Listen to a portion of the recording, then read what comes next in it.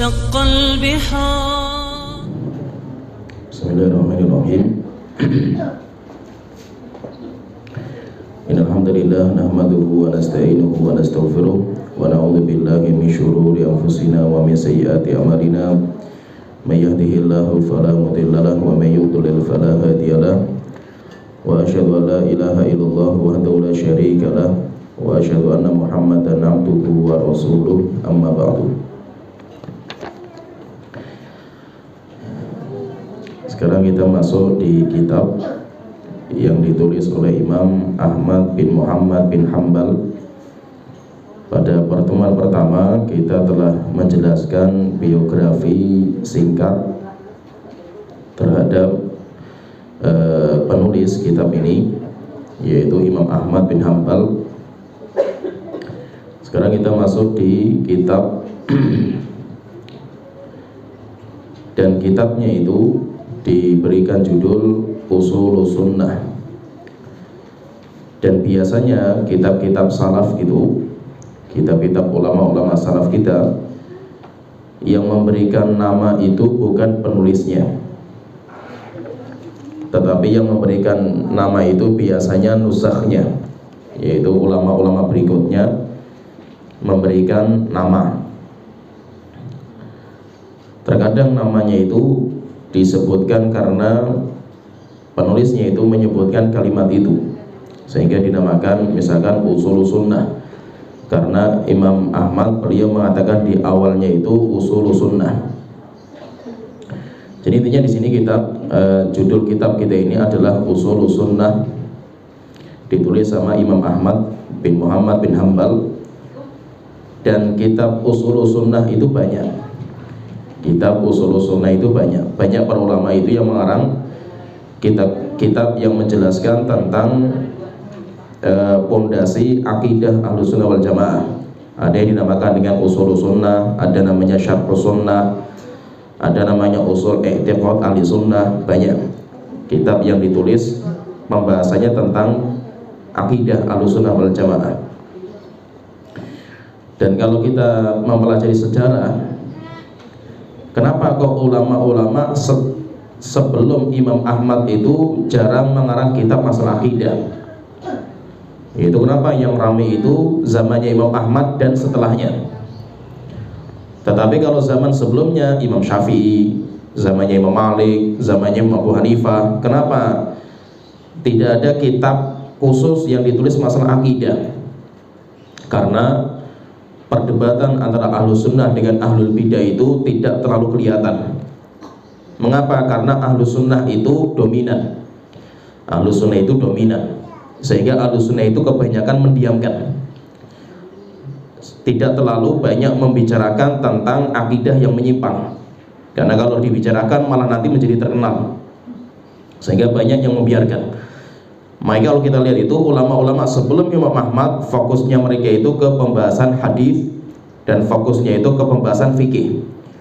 Sehingga Pak Imam Abu Hanifah, Imam Malik, Imam Syafi'i semuanya punya kitab hadis yang menjadi sumber fikih, karena fikihnya zaman dulu itu hadis.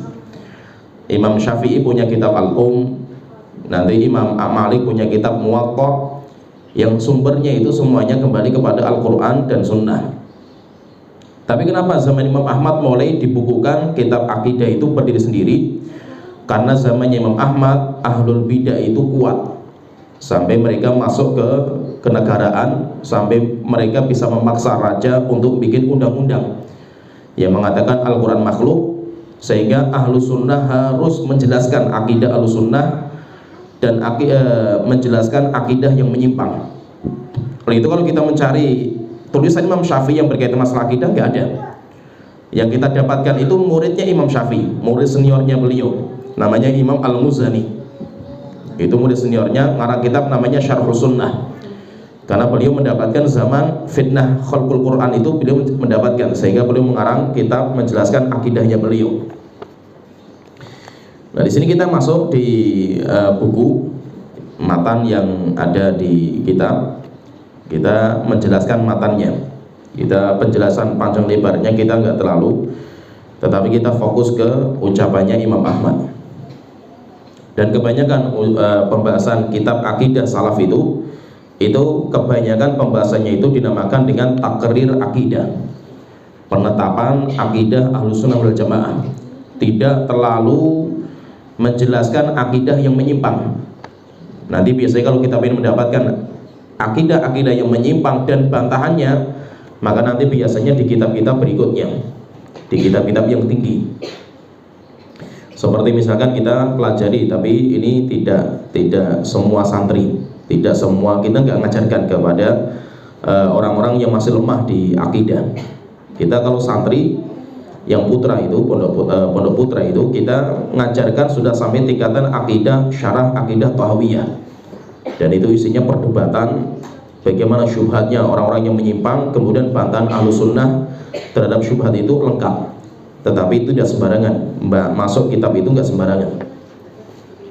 Jadi kita di sini nanti kita kebanyakan takrir, kebanyakan itu pembahasannya tentang penetapan akidah Ahlussunnah wal Jamaah. Kita masuk di kitab. Bismillahirrahmanirrahim. Qala Syekhul Imamu Abdul Muthaffar Abdul Malik bin Ali bin Muhammad Al-Hamdani. Berkata Syekh Imam Abdul Muthaffar Abdul Malik bin Ali bin Muhammad Al-Hamdani. Ini pertama itu sanad, namanya sanad sampai kepada Imam Ahmad. Itu namanya sanadnya, silsilah rawinya. Beliau mengatakan haddatsana Syekhu Abu Abdillah Yahya bin Abil Hasan bin Al-Banna. Telah mengabarkan kepada kami Syekh Abu Abdillah Yahya bin Abil Hasan bin Banna. Qala, beliau berkata, akhbarana walidi Abu Ali Al-Hasan bin Ahmad bin Abdillah bin Al-Banna. Telah mengabarkan kepada kami bapak saya, yaitu Abu Ali Al-Hasan bin Ahmad bin Abdillah bin Al-Banna. Beliau berkata, akhbarana Abul Husain Ali bin Muhammad bin Abdillah bin Bushran Al-Mu'addal. Telah mengabarkan kepada kami Abul Husain Ali bin Muhammad bin Abdillah bin Bushran Al-Mu'addal. Beliau berkata, haddatsana Utsman bin Ahmad bin Sammak. Telah mengabarkan kepada kami Utsman bin Abdullah bin Ahmad bin Sammak berkata, beliau berkata, haddatsana Abu Muhammad Ibnul Hasan bin Abdul Wahab bin Abil Anbar qira'atan alaihi min kitabihi. Telah mengabarkan kepada kami Abu Muhammad bin Hasan bin Abdul Wahab bin Abil Anbar qira'atan alaihi. Ketika itu beliau dibacakan, yaitu beliau duduk ngisi kajian, ada yang membacakan min kitabihi, dari bukunya. Jadi bukunya beliau itu punya buku. Setelah itu ketika kajian ada yang membacakan, beliau yang duduk, beliau yang menetapkan. Fi syahri Rabiul Awal, pada bulan Rabiul Awal, min sanati 93 wa mi'atain, tahun 294 Hijriah. Qala, beliau berkata, haddatsana Abu Ja'far Muhammad bin Sulaiman Al-Minqari Al-Basri Bitinnis. Telah mengabarkan kepada kami Abu Ja'far Muhammad bin Sulaiman Al-Minqari Al-Basri di Tunisia. Qala, beliau berkata, haddatsani Abdus Ibnu Malik Al-Attar. Telah mengabarkan kepada kami Abdus bin Abdul Malik Al-Attar. Beliau berkata, sami'tu Abu Abdillah Ahmad bin Muhammad bin Hambal. Saya mendengar Abu Abdillah Ahmad bin Muhammad bin Hambal yaqulu, beliau berkata, usulu sunnati indana, pondasi akidah Ahlussunnah di kami. Itu nanti setelah itu beliau jelaskan. Berarti kalau kita fahami sanad ini, sanadnya itu bersambung semua, sanadnya bersambung. Maka kalau ini kita katakan berarti penisbatan kitab ini kepada Imam Ahmad itu sanadnya sahih. Ini kalau kita belajar riwayat. Terkadang nanti ada beberapa kitab dinisbatkan kepada ulama tapi sanadnya lemah. Seperti misalkan Imam Abu Hanifah itu punya kitab dinisbatkan kepada beliau, namanya kitab Fiqhul Akbar, tapi sanad yang sampai kepada Imam Abu Hanifah lemah. Ketika lemah, maka kita katakan penisbatan kitab Fiqhul Akbar kepada Imam Ahmad itu lemah, sehingga kita tidak mempercayai penisbatan kitab itu kepada Imam Ahmad. Dan itu penting sekali, sehingga zaman dulu itu nggak sembarangan. Zaman dulu itu silsilah rawi itu sangat dijaga, sehingga bisa ketahuan ini yang palsu, ini yang asli, ini yang dusta, ini semuanya ketahuan. Berarti kalau kita perhatikan juga dalam sanad ini, berarti yang meriwayatkan langsung dari Imam Ahmad itu murid beliau namanya Abdus bin Malik Al-Attar. Itu murid beliau. Sami itu, yaitu kata Abdus bin Malik Al-Attar, beliau mengatakan sami itu Abu Abdillah Ahmad bin Muhammad bin Hambal. Saya telah mendengar Abu Abdillah Ahmad bin Muhammad bin Hambal yaqul, beliau berkata. Itu sebagian nanti mengatakan bahwa buku ini itu isinya sebenarnya ucapannya beliau. Imam Ahmad mengatakan, kemudian ditulis sama murid-muridnya. Jadi bukan Imam Ahmad itu ngarang kitab, nulis, itu bukan. Tetapi Imam Ahmad itu ngomong di majelis beliau, kemudian nanti muridnya itu menulis. Dan zaman dulu itu ulama-ulama itu banyak seperti itu. Banyak yang bukunya itu sebenarnya hasil omongan beliau. Zaman sekarang pun banyak metode seperti itu dipakai. Sehingga kalau kita mendapatkan kitab-kitabnya Syekh bin Baz, Syekh Utsaimin, kemudian Syekh Fauzan, itu hampir semuanya ceramah beliau. Misalkan syarah apa, misalkan Syekh Utsaimin punya syarah namanya syarah misalkan Aqidah Wasithiyah, ceramah. Setelah itu ceramah beliau itu dibukukan, setelah itu dicetak menjadi satu jilid. Beliau juga punya kitab Syekh Utsaimin itu bagus sekali dalam masalah fikih, namanya Syarhul Mumti fi Syarhi Zadil Mustaqni, itu sekitar tebal sekali itu. Itu ceramahnya beliau, setelah itu dibukukan. Dan zaman sekarang banyak modelnya seperti itu, banyak. Itu kayak zaman dulu. Imam Ahmad bin Hanbal belum mengatakan usul sunnati indana. Usul sunnah, usul sunnah. Usul itu apa? Usul itu pondasi. Sunnah itu apa? Sunnah itu akidah. Usul akidah ahli sunnah wal jamaah, maksudnya seperti itu. Yaitu kalimat sunnah itu nanti apa sih sunnah itu apa? Maka nanti tinggal siapa yang menggunakan kalimat sunnah. Kalau yang menggunakan sunnah itu ulama-ulama fikih, kalau ulama-ulama fikih, kita masuk di fikih, maka nanti banyak ulama mengatakan perbuatan ini apa hukumnya? Sunnah.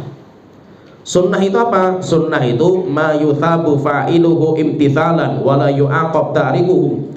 Sunnah itu perkara siapa yang mengamalkan karena niat untuk menjalankan perintah Allah dan Rasulnya, maka akan mendapatkan pahala. Siapa yang tidak meninggalkan, tidak diazab. Yaitu apa? Seperti kita, sunnah itu. Sunnah itu di bawahnya wajib. Hukum, ada hukum wajib, ada sunnah, ada mubah, ada makruh, ada haram. Nah, itu namanya sunnah. Sunnah versinya fuqaha atau istilahnya para fuqaha, para ahli fikih itu, mereka mengatakan sunnah itu perbuatan yang dianjurkan untuk diamalkan. Siapa yang mengamalkan maka dia dapat pahala, siapa yang meninggalkan gak berdosa. Itu namanya sunnah. Kalau wajib kan meninggalkan berdosa, kalau sunnah tidak. Itu kalau yang menggunakan kalimat sunnah itu ulama fikih. Nanti sering dinamakan juga dengan kalimat namanya mustahab. Istilahnya mereka namanya mustahab atau masnun, disunahkan. Kemudian yang kedua, kalau yang menggunakan itu ulama hadis. Ulama hadis, kita bicara di hadis, kemudian kita mengatakan sunnah. Sunnah itu apa? Maja'a ani Nabi sallallahu alaihi wasallam. Semua yang datang dari Rasulullah itu namanya sunnah. Baik itu berupa ucapannya beliau, itu namanya sunnahnya nanti sunnah qauliyah. Sunnah qauliyah yang berupa sumbernya itu dari sabdanya beliau, atau sunnahnya itu dari perbuatannya beliau. Rasulullah nggak ngomong tapi Rasulullah mengamalkan, itu namanya sunnah fi'liyah. Sunnah fi'liyah. Seperti Aisyah ditanya, baik Aisyah, Nabi Muhammad itu kalau masuk ke rumah pertama kali yang beliau kerjakan apa? Maka Rasulullah, kata Aisyah, mengatakan Rasulullah itu bersiwak, gosok gigi. Kita akan berarti apa? Masuk rumah bersiwak, yaitu masuk rumah dengan bersiwak, itu kita akan sunnahnya Rasulullah. Maksudnya sunnahnya itu apa?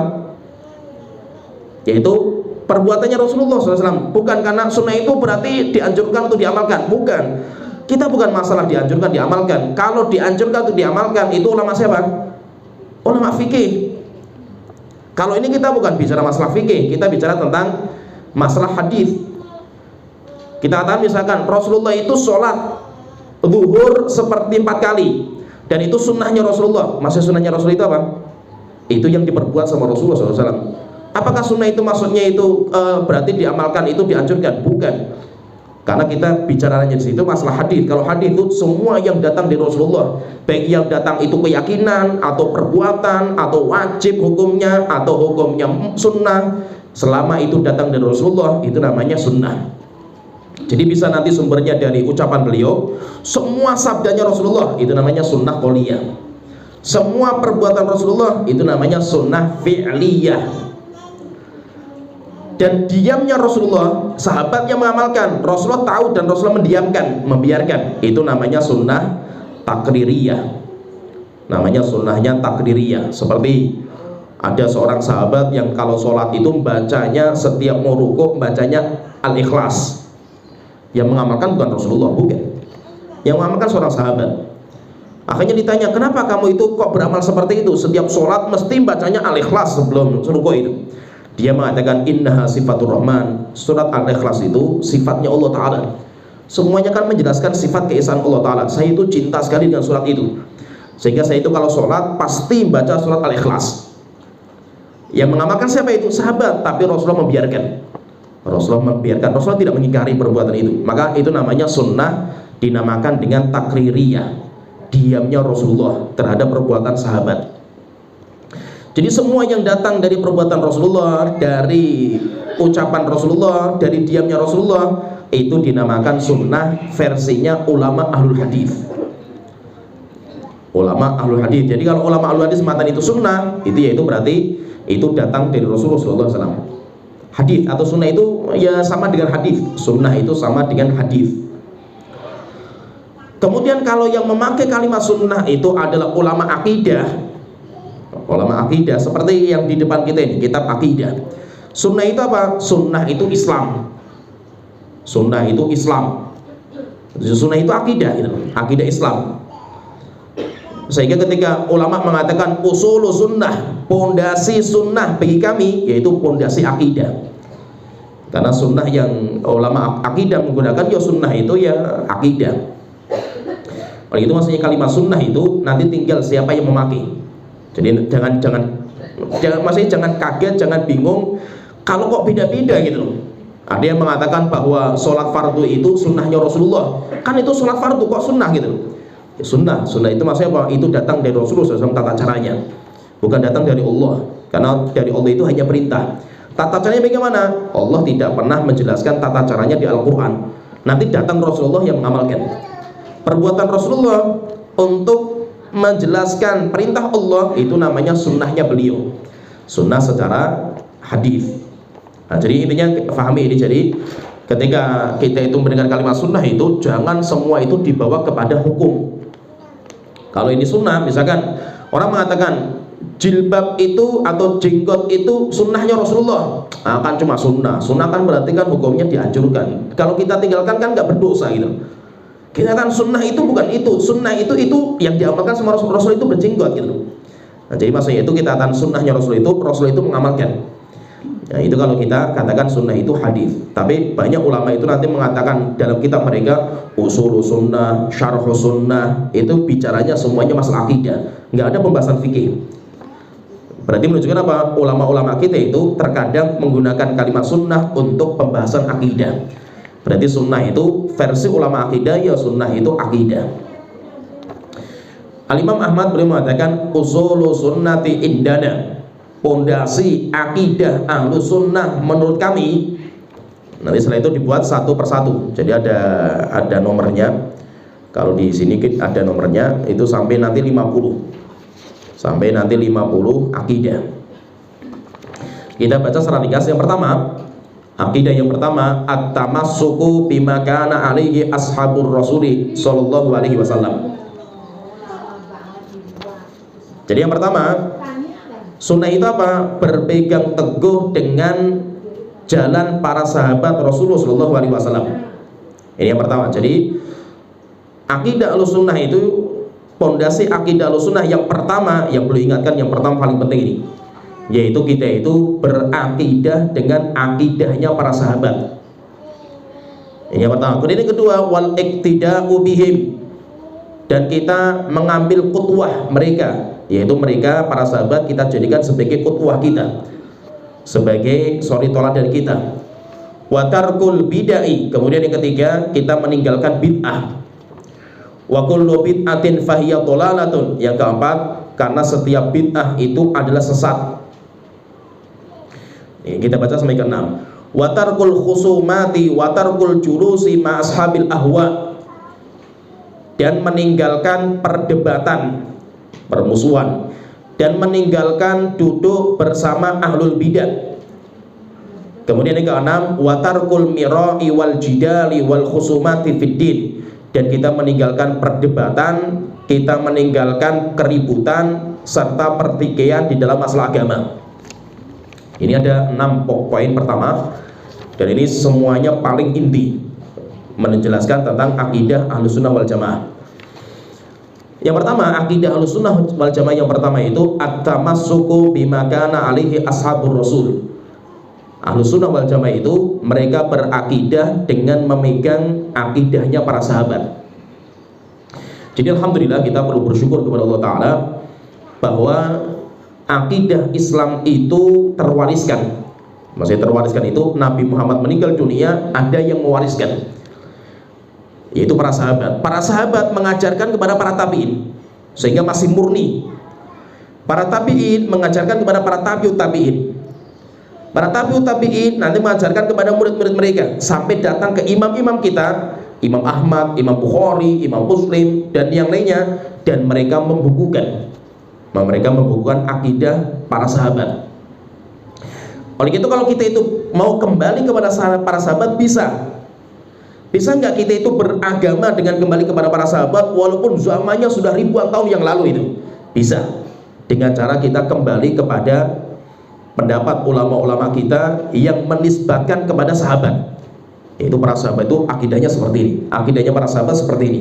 Kenapa? Karena kita itu dalam beragama, kita itu kembali kepada pemahaman para sahabat. Jadi intinya gini, Rasulullah SAW itu ketika beliau hidup, beliau itu alhamdulillah punya murid-murid setia, murid-murid yang sangat loyal kepada Rasulullah dan sangat cinta kepada Rasulullah, melebihi cinta kepada diri mereka sendiri dan kepada keluarganya, yaitu para sahabat. Sampai akhirnya mereka dididik sama Rasulullah lama sekali, sampai ada yang dididik sampai 23 tahun. Kan nggak main-main itu, seperti Abu Bakar, Ali bin Abi Thalib, itu kan sampai 23 tahun mereka belajar sama Rasulullah. Maka yang lama belajar sama Rasulullah itu nanti masuk derajat namanya kibarus sahabat, sahabat-sahabat yang paling senior, sahabat-sahabat yang paling senior. Yaitu siapa yang paling senior itu? Yang paling senior itu 10 kalau kita lihat, dan 10 itu semuanya dijamin masuk surga. 10 sahabat yang paling kuat di antara mereka itu ada 4 dan semuanya menjadi khalifah pengganti Rasulullah, yaitu Abu Bakar, Umar, Uthman, dan Ali.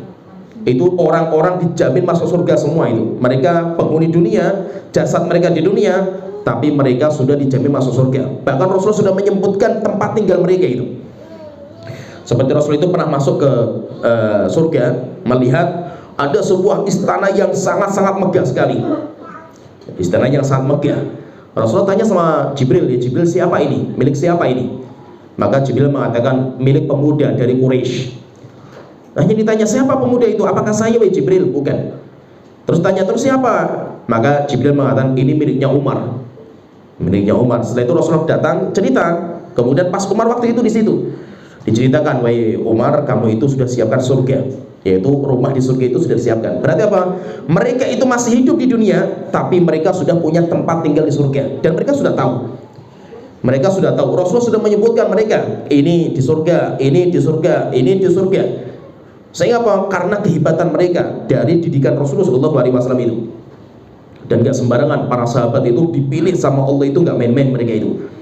Allah itu memilih manusia-manusia terbaik untuk menjadi muridnya Rasulullah SAW. Sehingga muridnya Rasul itu pilihan. Kata Abdullah bin Mas'ud itu belum mengatakan innallaha nadhara ila qulubil ibad. Allah itu melihat hati semua manusia, dicek satu persatu. Dicari sama Allah siapa orang yang paling bersih hatinya. Dan didapatkan manusia paling bersih dan paling suci hatinya itu Nabi Muhammad. Akhirnya Allah menjadikan Nabi Muhammad dipilih sebagai Nabi terbaik di akhir zaman. Dan itu miliknya orang Arab. Nabinya itu milik orang Arab. Sedangkan Nabi yang Allah kirim ke Bani Israil itu jumlahnya banyak sekali. Orang Arab kan cuma satu, nabinya orang Arab itu cuma satu, cuma Nabi Muhammad. Sedangkan nabinya Bani Israil itu banyak sekali jumlahnya itu.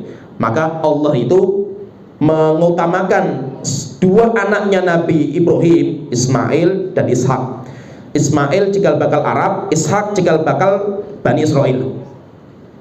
Allah itu memberikan kelebihan kepada mereka berdua itu masing-masing. Dan semua anak, semua nabi dan rasul setelah Nabi Ibrahim, semuanya nasabnya kembali ke dua orang ini. Semuanya adalah anak keturunan Nabi Ibrahim. Sehingga Nabi Ibrahim dijuluki dengan julukan bapaknya Nabi dan Rasul, Abul Anbiya, bapaknya para Nabi dan Rasul. Karena semua Nabi dan Rasul setelah Nabi Ibrahim, semua keturunan beliau. Tapi kelebihannya itu masing-masing. Kalau orang-orang Bani Israil, mereka itu diberikan kelebihan kamiyah. Namanya itu kamiyah, yaitu mereka itu diberikan kuantitasnya, kuantitas Nabi. Itu apa? Dikasih Nabi banyak jumlahnya. Sampai mereka itu tasusuhumul anbiya, mereka dipimpin para nabi dan nabi. Nabi meninggal ganti nabi lagi, nabi meninggal ganti nabi lagi. Sehingga jumlahnya nabi itu luar biasa banyaknya. Maka tempat yang paling suci itu Syam.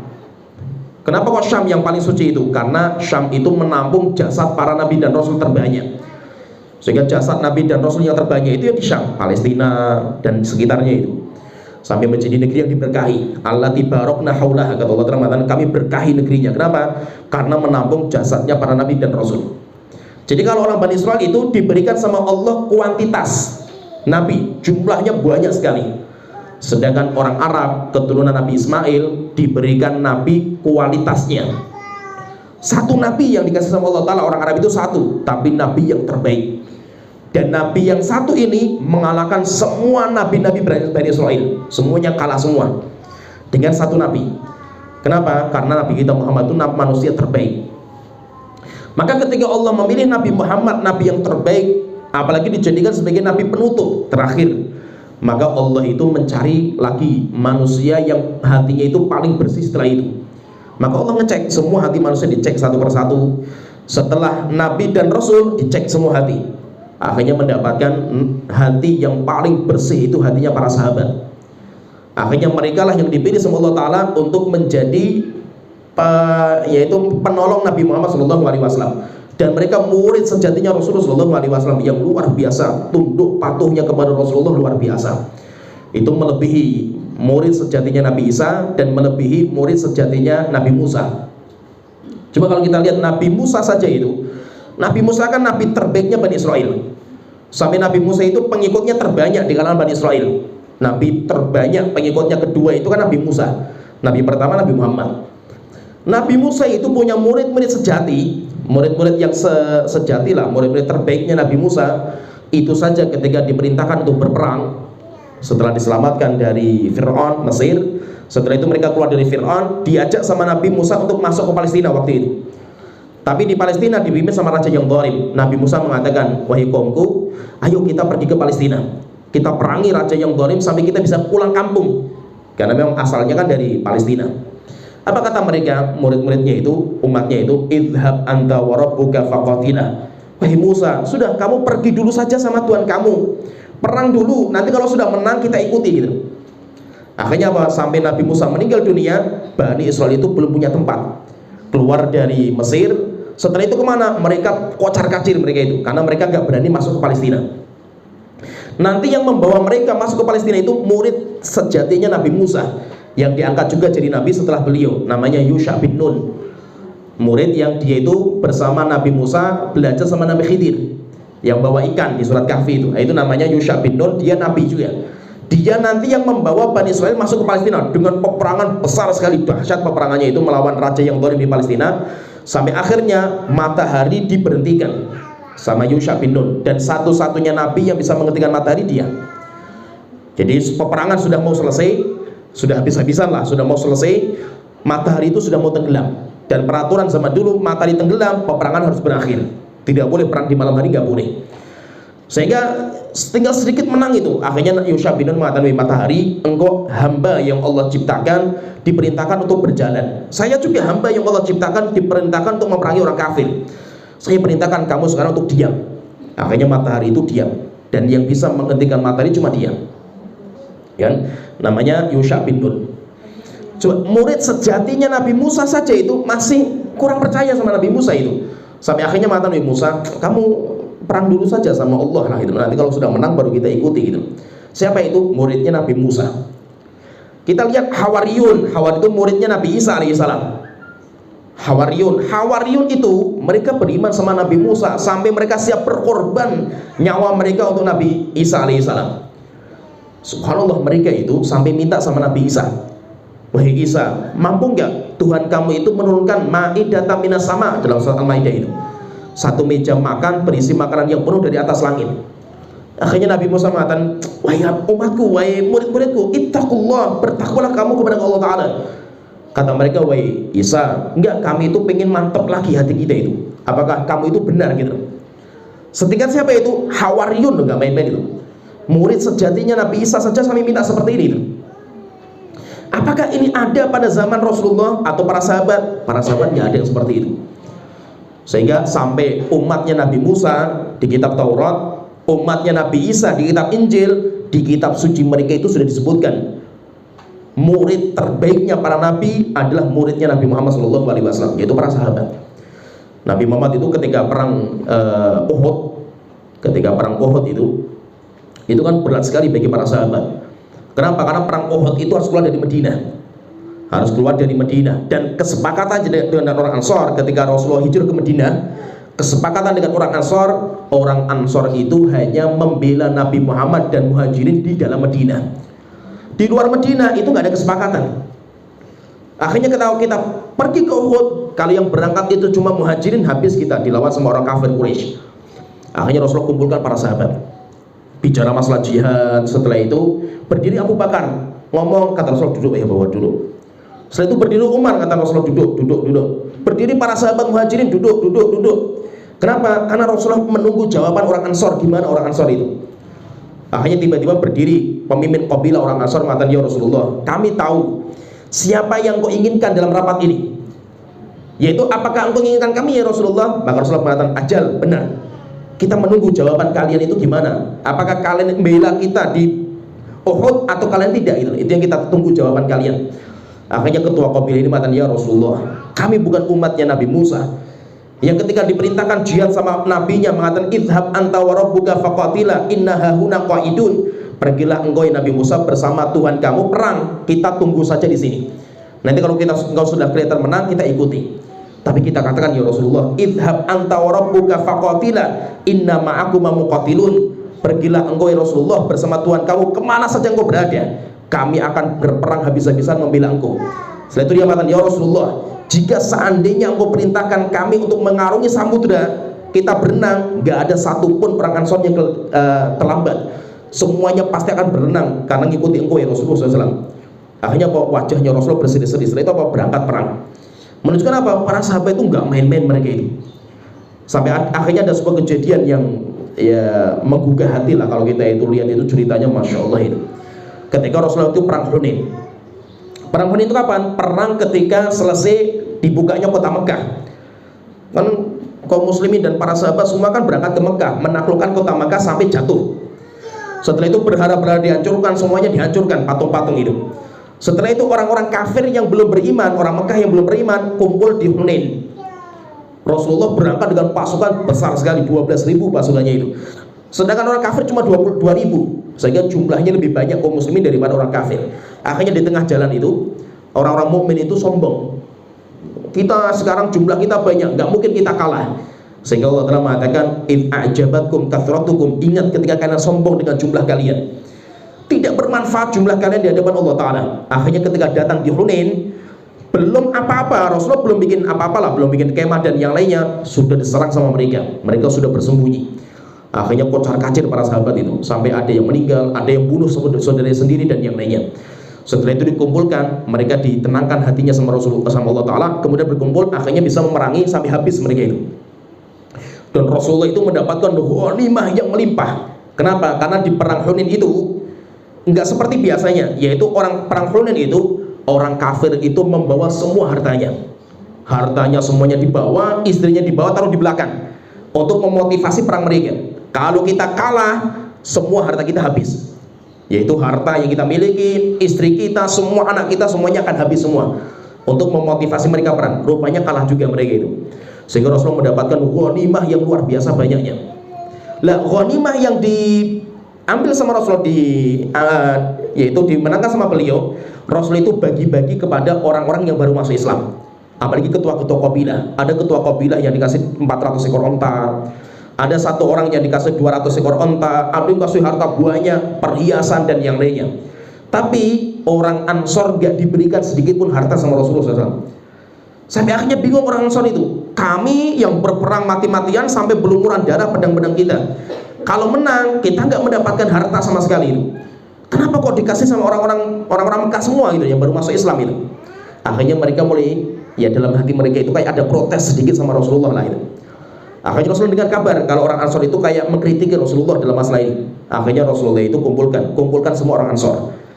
Saya pengen ngomong sama mereka, jangan ada yang kumpul kecuali hanya Ansor, nggak boleh yang lain. Akhirnya ketika sudah berkumpul, Rasulullah tanya sama Sa'ad bin Ubadah, ketua kabilahnya, "Baik Sa'ad, apakah sudah berkumpul semua orang Ansor?" "Sudah wahai Rasulullah." Rasulullah tanya, "Apakah ada yang lain selain Ansor yang duduk di situ?" "Nggak ada wahai Rasulullah, itu semuanya cuma orang Ansor." Oke. Setelah itu Rasulullah datang kemudian mengingatkan, "Wahai orang Ansor, saya mendengar desas-desus dari belakang, kalian ngomongin saya itu. Apa yang saya dengar itu?" Mereka semuanya diam, nggak ada yang berani ngomong sama sekali. Setelah itu Rasulullah tanya, "Coba ngomong, apa yang saya dengar itu apa gitu? Tolong ngomong kepada saya itu." Akhirnya ketika nggak ada yang ngomong, Rasulullah tanya Sa'ad bin Ubadah, ketua kabilahnya, "Wahai Sa'ad, saya ingin bertanya, apa yang saya dengar itu?" Maka Sa'ad mengatakan, "Wahai Rasulullah, kalau anak-anak muda kami, mereka mengatakan, kenapa kalau kita berperang, kalau perang kita yang dipanggil, kita yang suruh maju gitu. Tapi kalau menang kita nggak mendapatkan bagian harta gitu. Tapi kalau yang tua-tua kita semuanya samina wa ta'na." Akhirnya Rasulullah tanya sama Sa'ad bin Ubadah, "Wahai Sa'ad, kalau pendapat kamu gimana?" Maka beliau mengatakan, "Kalau saya wahai Rasulullah, saya termasuk kaum saya. Yaitu saya juga termasuk orang yang tanda tanya juga itu. Kenapa gitu?" Akhirnya Rasulullah mengatakan, setelah itu Rasulullah baru mengatakan, "Wahai orang Ansor, alam ajidkum dullalan, bukankah saya dapatkan kalian dulu itu orang sesat, penyembah berhala kalian dulu itu. Setelah itu Allah memberikan hidayah kepada kalian dengan Islam, dengan perantara saya. Kalian dulu bercerai-berai, pecah di antara kabilah kalian, perang di antara kalian. Setelah itu bersatu karena saya menyatukan. Kalian dulu orang miskin, kemudian Allah satukan kalian dan kalian menjadi orang kaya raya sekarang ini." Diam semua, orang Ansor tidak ada yang bisa menjawab. Setelah itu mengatakan, "Wahai orang Ansor, saya itu kenapa saya berikan kepada si fulan harta yang melimpah? Karena saya itu pengen menguatkan hati mereka untuk Islam. Saya tahu mereka itu lemah iman mereka, sehingga saya kasih uang untuk menguatkan mereka yang itu masuk Islam itu. Tapi kenapa kok kalian itu gak saya kasih gitu? Karena saya tahu kalian itu lebih cinta pahala Allah daripada dunia dan seisinya itu. Saya tidak mau mengotori keikhlasan kalian dalam berperang dengan saya berikan harta seperti ini." Setelah itu Rasulullah mengatakan, "Wahai orang Ansor, apakah kalian tidak ridho kalau seandainya nanti manusia itu pulang dari peperangan, mereka itu membawa onta, ada yang bawa kambing, ada yang bawa harta, ada yang bawa budak, kalian pulang ke rumah kalian bawa Rasulullah SAW, lebih mahal siapa gitu antara Rasulullah dengan harta dunia dan seisinya itu?" Akhirnya semua orang Ansor semuanya menangis. Setelah itu mereka semuanya sami'na wa ata'na kepada Rasulullah SAW. Jadi maksudnya kalau kita perhatikan itu, para sahabat itu nggak main-main. Mereka itu siap mengorbankan semua yang mereka miliki untuk Rasulullah SAW. Sehingga kenapa mereka ini manusia terbaik? Karena mereka itu didikan langsung Rasulullah SAW dan gak main-main mereka itu. Maka ketika Rasulullah meninggal dunia, Rasul itu mewariskan ilmu kepada mereka. Termasuk apa? Akidah. Para sahabat itu punya akidah, warisan dari Rasulullah SAW. Masih murni akidah itu. Sampai akhirnya muncul akidah-akidah yang menyimpang setelah Uthman bin Affan terbunuh. Jadi akidahnya Rasulullah itu terjaga zamannya Abu Bakar. Zaman Abu Bakar itu mulai muncullah nabi-nabi palsu, ada orang yang gak mau bayar zakat, semuanya diperangi sama Abu Bakar. Sampai akhirnya mereka kalah, Abu Bakar menang dan para sahabat. Setelah itu zamannya Umar, Abu Bakar meninggal dunia. Zaman Umar keras sekali dan tegas sekali beliau itu. Sampai zaman Umar itu ada namanya Subaih, ada seseorang namanya Subaih, orang Mesir. Dia itu suka sekali bertanya tentang ayat-ayat yang mutasyabih, ayat-ayat yang rancu.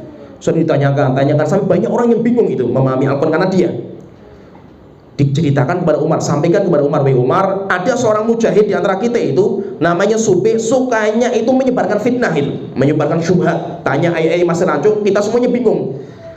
Akhirnya apa kata Umar itu, bawakan dia dan jangan sampai lepas, bawa ke sini.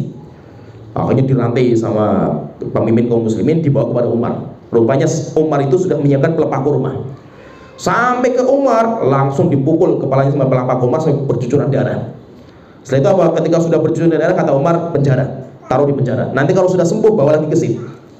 Akhirnya Umar di penjara, ketika sudah mau kelihatan sembuh, datangkan lagi ke Umar, pukul lagi kepalanya sampai muncrat lagi darahnya, penjara lagi. Setelah itu ketika sudah sembuh, pukul lagi sama Umar, dia langsung dia penjara lagi. Sampai dia itu terakhir mengatakan, wahai Umar, kalau kamu pengen bunuh saya, bunuh dengan cara yang baik, jangan seperti ini itu. Apa kata Umar? Selama otak kamu itu masih ada kerancuan dalam beragama, saya akan pukuli kamu sampai kamu sembuh itu. Akhirnya dia mengatakan, Umar, saya tobat, saya nggak mau lagi tanya masalah itu. Akhirnya kata Umar, udah kamu saya bebaskan, tapi saya pantau. Kalau kamu masih menyebarkan fitnah lagi, saya cambuk lagi kamu, pukul lagi kamu itu. Akhirnya kok zaman Umar itu orang al-bidah nggak ada yang berani, karena ketegasan beliau.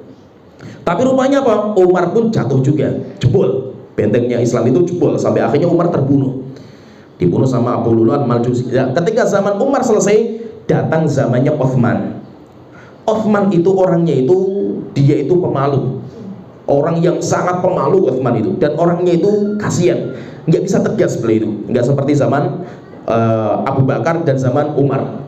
Akhirnya ketika melihat Utsman itu orangnya itu pemalu, itulah kesempatan orang-orang yang menyimpang untuk menghancurkan Islam dari dalam. Setelah itu masuk Islam lah namanya Abdullah bin Sabah, orang Yahudi dari Yaman, pura-pura masuk Islam. Akhirnya disitulah dia itu membuat fitnah, sampai akhirnya terjadilah demonstrasi besar-besaran di awal Islam, yaitu apa zamannya Utsman.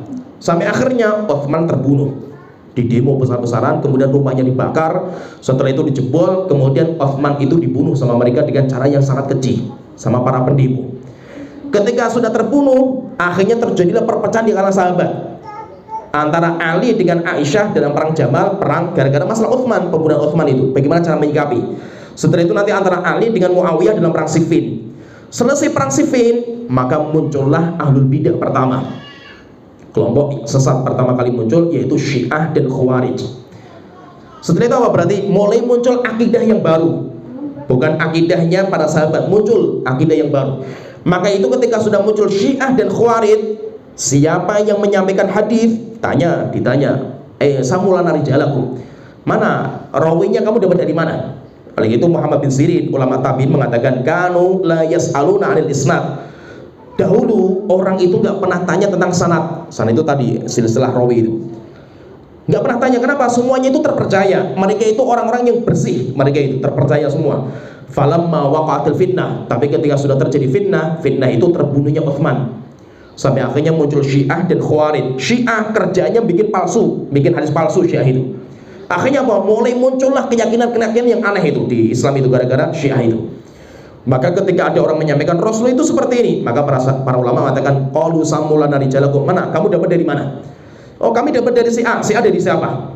Si A dari si B dari siapa? Dari Rasulullah. Akhirnya dicari itu satu persatu, siapa dia itu. Maka nanti dilihat, kalau yang menyampaikan itu semuanya ulama Ahlussunnah, diterima hadisnya. Tapi kalau yang menyampaikan itu ada yang Ahlul Bidah, maka ulama-ulama Ahlussunnah menolaknya. Sampai akhirnya apa? Muncul, berarti di zaman Ali itu muncul 3 akidah. Akidah sahabat yang masih murni, setelah itu muncul akidah Syiah, muncul akidah Khawarij. Tapi Syiah dan Khawarij itu belum parah separah ini gitu. Syiah itu belum terlalu parah lah seperti Syiahnya sekarang, bukan. Syiahnya masih mending. Setelah itu sampai akhir sahabat, nanti muncul akidah yang keempat, namanya akidah Qadariyah, penolak takdir. Sehingga sudah mulai muncul namanya penolak takdir. Jadi kalau akidahnya Syiah itu zaman awal mereka menuhankan Ali. Itu akidah. Mereka nggak ada bicara masalah Quran palsu, belum ada.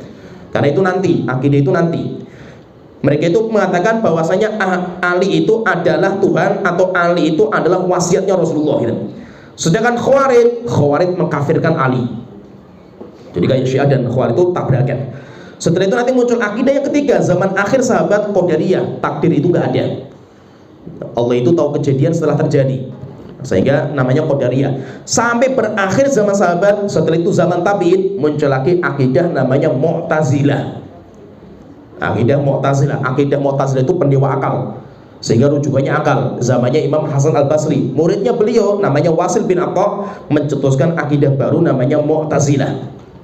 Nanti berkembang lagi sampai akhirnya muncul akidah lagi, itu akidah setelah zamannya Imam Ahmad bin zamannya Imam Adzhab, zamannya Bukhari, Muslim, Tirmidzi, Nasai. Setelah itu muncul Abul Hasan Al-Asy'ari dengan akidah dia namanya Asy'ariyah, yang itu berbeda sekali dengan akidahnya para sahabat. Setelah itu nanti muncul akidah lagi Jahmiyah, kemudian muncul lagi Sufiyah, muncul Maturidiyah, Kullabiyah, banyak sekali akidah itu. Sampai akhirnya zaman sekarang itu akidah, kalau dikumpulkan akidah Islam itu jumlahnya 73. Seperti yang diisyaratkan sama Rasulullah, Islam itu nanti akan terpecah menjadi 73 golongan. Golongan itu akidah. Akidah semuanya menyimpang kecuali satu akidah yang benar. Itu siapa itu? Ahlus sunnah wal jamaah. Siapa itu? Al jamaah. Rasulullah terkadang mengatakan ma'ana alaihil yauma washabi, orang yang memegang sunnahku dan sunnah para sahabatku. Sehingga karena memegang sunnahku dan para sahabatku dinamakan ahlu sunnah.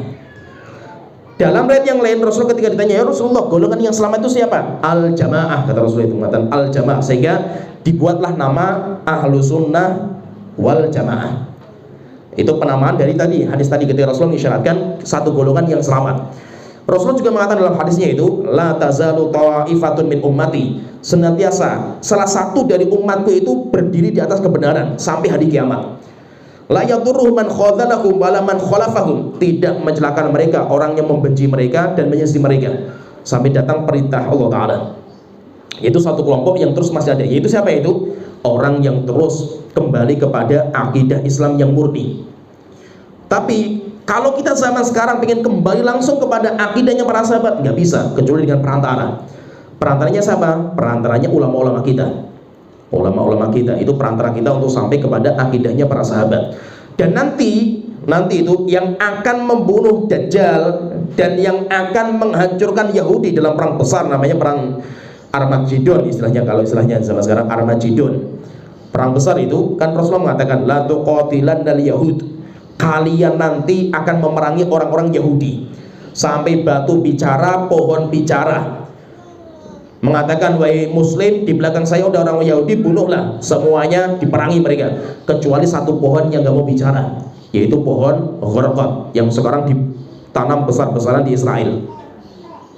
Nah di sini kata para ulama, kata Imam Al-Hajar belum mengatakan peperangan itu, yaitu perang antara kaum muslimin dan orang Yahudi, itu terjadi di akhir zaman setelah matinya Dajjal kan itu. Tapi yang menjadi pertanyaan, kenapa Rasul itu mengatakan kalian akan memerangi mereka? La tuqatilannal yahud, kalian itu akan memerangi orang-orang Yahudi. Lafaz kalian, gitu, kalau kita belajar bahasa, kalian itu termasuk apa? Kalau dalam bahasa kan domir itu kata ganti. Kalau kita kan pihak pertama, pihak kedua, pihak ketiga kan itu. Kalau dalam bahasa Arab namanya mutakallim itu yang ngomong, mukhatab yang diajak bicara, ghaib yang tidak hadir. Lah kalau kalian itu kan yang diajak bicara itu. Kalian itu kan yang diajak bicara itu. Lah Rasulullah ketika mengatakan kalian, berarti kepada siapa itu? Kepada orang yang hidup waktu itu. Yaitu siapa? Para sahabat. Padahal kejadian itu nggak mungkin para sahabat mendapatkan, karena itu di akhir zaman. Oleh itu kata para ulama, kenapa kok Rasulullah itu menceritakan kejadian di akhir zaman, tapi Rasulullah mengatakan kalian? Kata para ulama, kata Imam Al-Hajar belum mengatakan, karena akidah orang-orang yang membunuh Yahudi itu sama dengan akidahnya para sahabat. Sehingga ketika sama dengan akidahnya para sahabat, akhirnya Rasulullah mengatakan kalian, karena nggak ada bedanya antara kalian dengan mereka dalam agama. Berarti menunjukkan apa? Menunjukkan bahwa tidak akan jaya umat Islam di akhir zaman kecuali kembali kepada para sahabat. Sampai Imam Malik mengatakan la yuslihu akhir hadhil ummah illa ma aslaha awwalahu, tidak akan baik perkara akhir umat Islam kecuali dengan kembali kepada perkara-perkara yang telah menjayakan awalnya. Maka itu kenapa Imam Ahmad belum mengatakan usul sunnah di kita itu, pondasi sunnah yang paling penting bagi kita itu at-tamassuku bima kana alaihi ashabur rasul, kita memegang teguh dengan apa yang dijalankan oleh para sahabat. Kenapa kok langsung para sahabat? Kenapa enggak Al-Quran, Sunnah dengan pemahaman para sahabat? Karena kalau orang kembali kepada sahabat, pasti otomatis kembali dia itu kepada Al-Quran dan Sunnah. Karena para sahabat tidak mungkin menyimpang, tidak mungkin bertabrakan dengan Al-Quran dan Sunnah. Dan yang membedakan nanti antara Ahlus Sunnah dengan kelompok yang lain itu poin ini. Hampir semua kelompok-kelompok Islam selain Syiah, kalau Syiah tidak dimasukkan. Selain Syiah, kelompok-kelompok yang ada dalam Islam, ketika ditanya sumber rujukan kalian apa, pasti mereka mengatakan Al-Quran dan Sunnah, Al-Quran dan hadis. Semua kelompok kecuali Syiah. Kalau Syiah kan mengatakan Al-Quran kita palsu, para sahabat semuanya kafir, muridnya Rasul itu kafir semua. Orang Syiah kalau ditanya siapa manusia yang paling jelek di muka bumi, muridnya Nabi Muhammad. Kata mereka itu siapa? Para sahabat. Kalau ditanya wanita yang paling jelek siapa? Istrinya Nabi Muhammad, kata orang Syiah itu. Sehingga tidak mungkin mereka itu mengatakan kembali kepada Al-Quran dan Sunnah, karena Al-Quran kita palsu, Sunnah mereka palsu semua itu. Mereka nanti punya Quran sendiri, mereka punya hadis sendiri versi mereka. Tapi selain Syiah, kalau ditanya rujukan akidah kamu apa? Al-Quran dan Sunnah. Pertanyaan, loh kenapa kok beda-beda seperti ini gitu? Kenapa kok akidahnya itu beda-beda, tabrakan seperti ini? Yang menjadi pertanyaan itu, bagaimana Anda memahami Al-Quran dan Sunnah?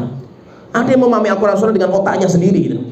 Contohnya misalkan ketika ada ayat wa'bud rabbaka hatta ya'tiyakal yaqin, sembahlah Tuhanmu sampai datang keyakinan. Difahami dengan otaknya. Berarti sampai, namanya sampai itu kan akhir. Kalau kita mengatakan makanlah kamu nak sampai kenyang, berarti kalau sudah kenyang apa? Berhenti, jangan makan lagi kan, namanya sampai kan itu. Sampai itu akhir kan itu. Berarti kalau kita katakan di situ ayatnya wa'bud rabbaka hatta ya'tiyakal yaqin, sembahlah Allah sampai datang keyakinan. Berarti kalau kita sudah yakin, berhenti ibadah kan itu. Kalau sudah kita yakin berarti sudah berhenti ibadah. Akhirnya difahami dengan otaknya. Berarti kalau sudah tingkatan ma'rifat, kita itu sudah tidak wajib ibadah lagi. Muncullah nanti sufi yang ekstrim seperti itu. Maka kita katakan dari mana Anda itu memahami seperti itu? Dari otak saya. Kita akan dari otaknya mereka, kita akan jadi masalah ini. Kenapa? Semua sahabat, tabi'in, tabi'ut tabi'in sepakat, nggak ada khilaf. Bahasanya yakin di sini itu adalah kematian. Bukan keyakin itu dengan apa yang kalian pahami, bukan.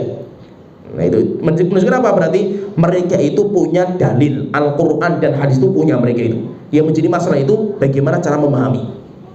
Contohnya Khawarij. Khawarij itu termasuk juga ini kelompok yang muncul di Solo itu yang besar itu, yang kata mereka itu pakarnya tafsir Al-Quran, padahal bahasa Arab saja nggak bisa itu, tokohnya bahasa Arab nggak bisa, nggak hafal Quran juga itu, tapi mengatakan pakarnya tafsir. Dia mengatakan di antara akidahnya itu orang yang sudah masuk neraka jahanam tidak mungkin keluar selama-lamanya, sehingga tidak ada namanya syafaat. Syafaat nggak ada, ninggali syafaat nggak ada. Maka kita tahu kenapa? Karena Allah berfirman dalam Al-Quran, kullama aradu ayyakhruju minha u'idu fiha. Setiap mereka itu mau keluar dari neraka, orang-orang kafir itu dikembalikan lagi. Maka kita katakan ayatnya benar. Tapi ayat itu bicara tentang orang kafir, kekal neraka jahanam mereka. Tapi ada juga orang-orang mukmin yang masuk neraka jahanam, mereka nanti akan keluar. Kata mereka enggak. Orang mukmin pelaku dosa dan maksiat yang masuk neraka jahanam kekal, nggak mungkin keluar selama-lamanya itu. Dan kita katakan kenapa? Karena ayatnya nggak ada yang bicara seperti itu. Kita katakan ayatnya nggak ada, tapi dalam hadis banyak sekali. Kata mereka enggak, saya nggak beriman sama hadis. Kita cuma percaya dengan Al-Quran saja. Kenapa seperti ini? Karena memahami dengan otaknya. Jadi yang jadi masalah itu bukan sumber rujukan mereka, rujukannya Al-Quran dan hadis semua. Tapi yang menjadi masalah itu kok kenapa beda-beda seperti ini? Yang menjadi masalah itu karena cara memahaminya. Nah itu kalau kita itu kata Imam Ahmad kembali kepada sahabat itu ringkes sekali biasanya. Kenapa? Karena kalau kita kembali kepada sahabat itu tidak akan keluar dari Al-Quran dan Sunnah, itu sudah pasti. Tapi kalau kita kembali kepada Al-Quran dan Sunnah, maka nanti butuh tambahan lagi dengan pemahaman salaf kan, dengan pemahaman para sahabat. Kenapa? Pemahamannya beda-beda.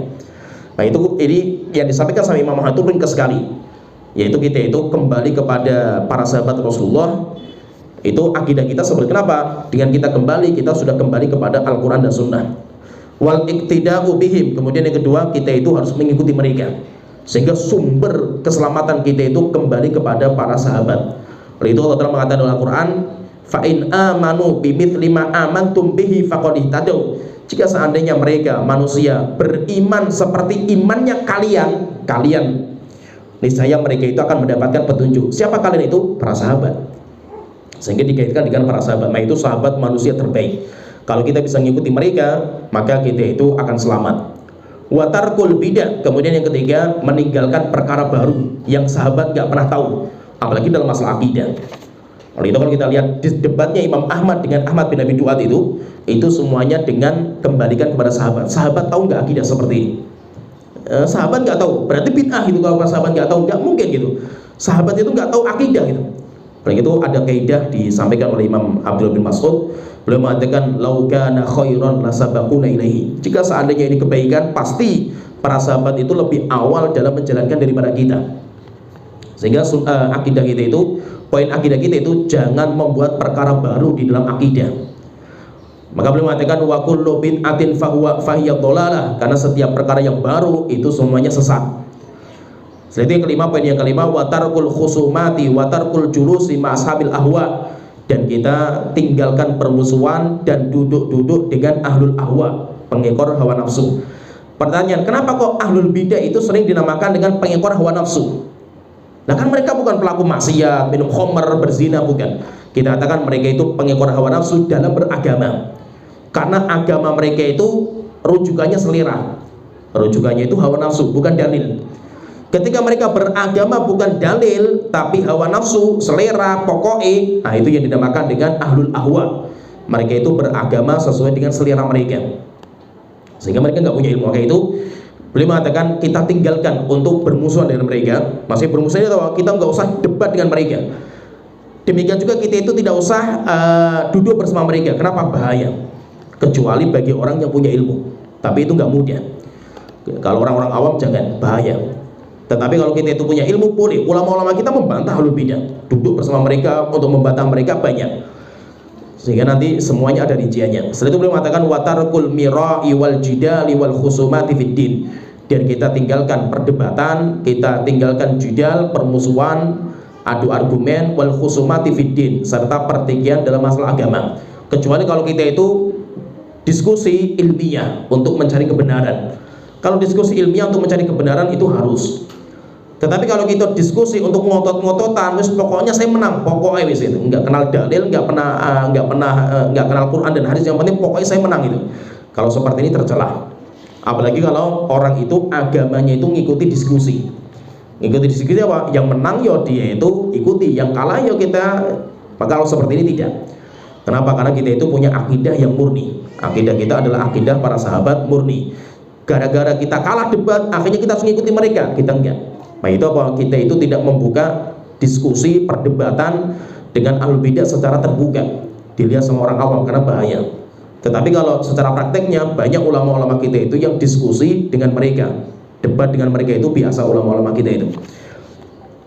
Ya sebenarnya di sini alhamdulillah kita sudah selesai poin pertama, muqaddimah yang pertama. Ada 5 poin yang disebutkan di sini. Sebelum nanti kita menjelaskan tentang apa saja sih usul sunnah dalam akidah kita itu apa saja, nanti baru kita masuk. Tapi nanti Imam Ahmad itu menyebutkan, nanti ada 2 muqaddimah lah, beliau itu menyebutkan, ya ini yang kita sebutkan itu muqaddimah pertama. Setelah itu beliau nanti akan mengatakan wasunnatu indana, itu nanti muqaddimah yang kedua. Setelah itu baru beliau nanti akan mengatakan di antara pokok-pokok akidah kita, langsung nanti beliau bicara masalah takdir, kemudian masalah-masalah yang lainnya. Itu nanti kita bahas pada pertemuan berikutnya. Ya sampai sini yang bisa kita sampaikan. Wa akhiru da'wana alhamdulillahirabbil alamin. Sallallahu alaihi Muhammad wa ala alihi washabihi ajmain.